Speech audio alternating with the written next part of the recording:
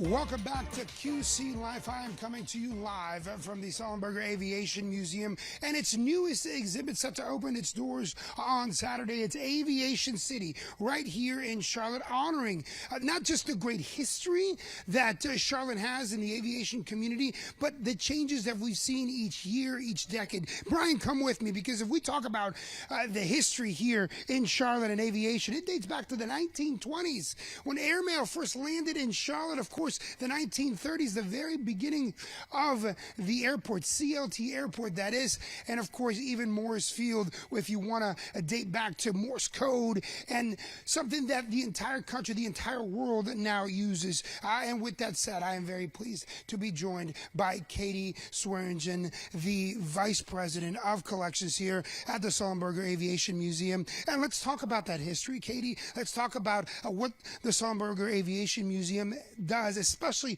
with this brand new exhibit of Aviation City, to not just celebrate, but also educate the community.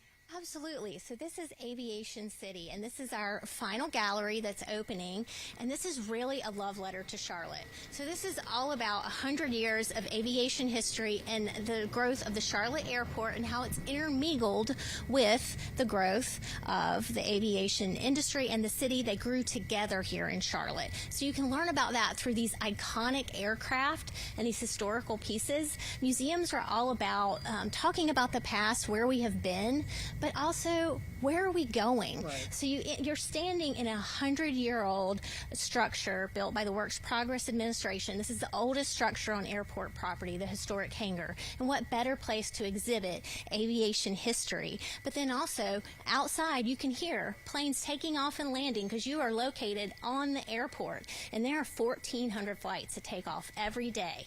Now, one of the biggest things, like you mentioned, not just celebrating the history, but also what's moving forward. The education piece here at Aviation City and the Sullenberger Aviation Museum is huge. Just moments ago, I was in the cockpit of a T-33. I'm learning all about Piedmont Airlines and the history that it has here in Charlotte. What special educational pieces does this new exhibit have, not just for the kids here, but for any aviation enthusiast? So a huge part of museums is to teach you, but to do it in a fun way. So we have all kinds of interactive experiences that you can have at the museum, whether it be in a flight sim or with our multimedia and interactives, with our games, our maker space, even summer camps. So if you're looking for something to do this summer in June and July, you need to sign up for summer camps. Now, this is an exclusive first look here on WBTV of Aviation City, but the doors, they officially open on Saturday for folks out there that are getting their tickets, that are lining up. How does that process work? Do they need to register? Do they need to get tickets? What time can they come in, and what time do doors close?